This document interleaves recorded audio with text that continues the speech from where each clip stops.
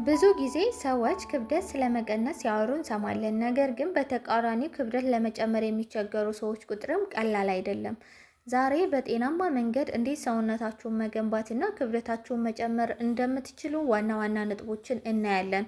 ቪዲዮውን እስከ መጨረሻው ድረስ ማየታችሁን አትርሱ። በጣም አስፈላጊ የሆነ የረዥም ጊዜ ሚስጥር ነው የምነግራችሁ በዚህ ቪዲዮ። ታዲያ ግን ቪዲዮውን ከመጀመራችሁ በፊት ላይክ አድርጉ። ለዚህ ቻናል አዲስ ከሆናችሁ ደግሞ ሰብስክራይብ ማድረግ እንዳትረሱ። ቀጥታ ወደ ፕሮግራሙ እንሄዳለን።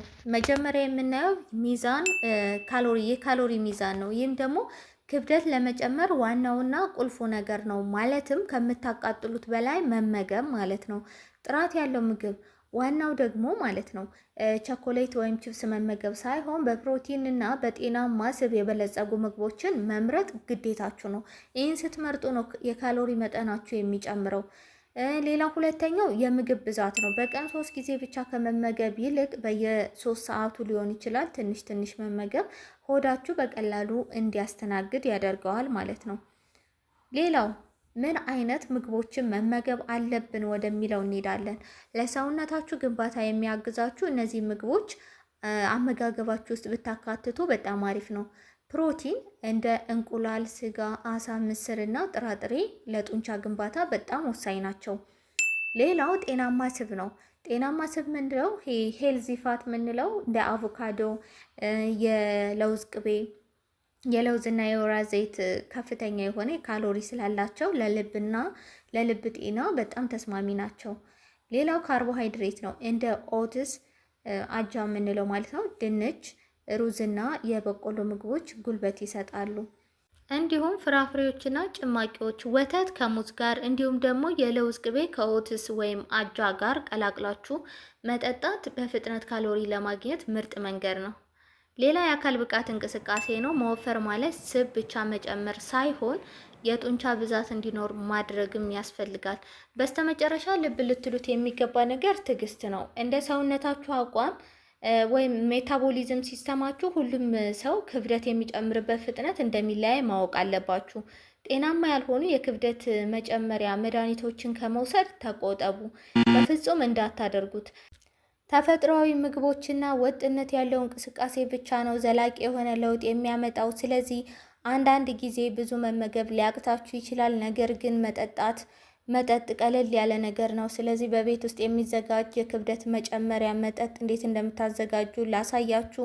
የሚያስፈልጋችሁ ሙዝ፣ አቮካዶ፣ ግማሽ ኩባያ ኦትስ እንዲሁም ደግሞ 1 ብርጭቆ ወተት ከ1 የሾርባ ማንኪያ የለውዝ ቅቤ ጋር ሁሉንም አንድ ላይ በመፍጨትና በማቀላቀል መጠጣት ነው። ይህንን በምትጠጡበት ሰዓት የምታገኙት ጥቅም በአንድ ጊዜ ከ500 እስከ 800 ካሎሪ የሚሰጥ ነው። ጠዋት ላይ ቁርስ ወይንም ደግሞ ምሳ ሰዓት አካባቢን ብትወስዱት በጣም ውጤታማና ጤናማ የሆነ የክብደት መጨመሪያ ዘዴ ነው።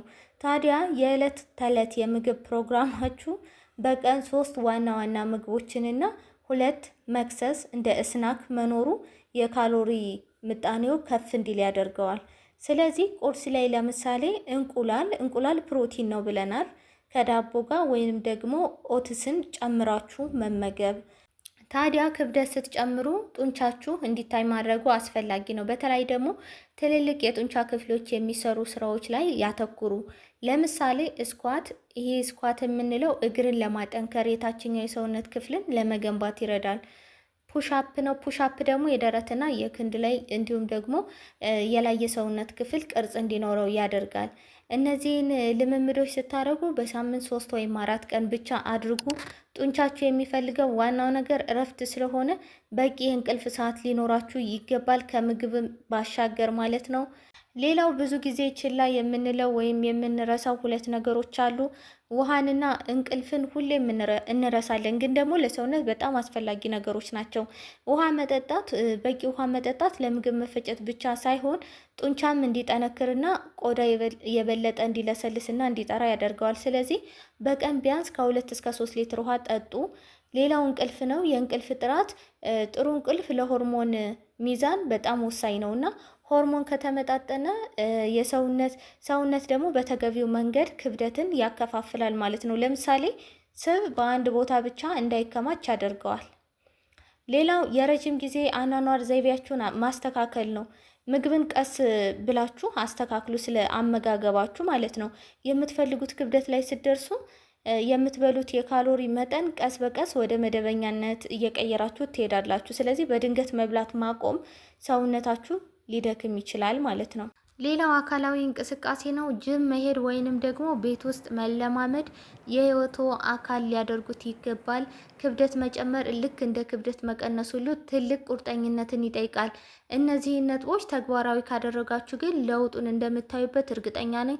ቪዲዮ እንደወደዳችሁ ተስፋ አደርጋለሁ። በቀጣይ አስተማሪ ቪዲዮዎችን ስለምለቅላችሁ ሰብስክራይብ በማድረግ ቤተሰብ መሆናችሁን እንዳትረሱ።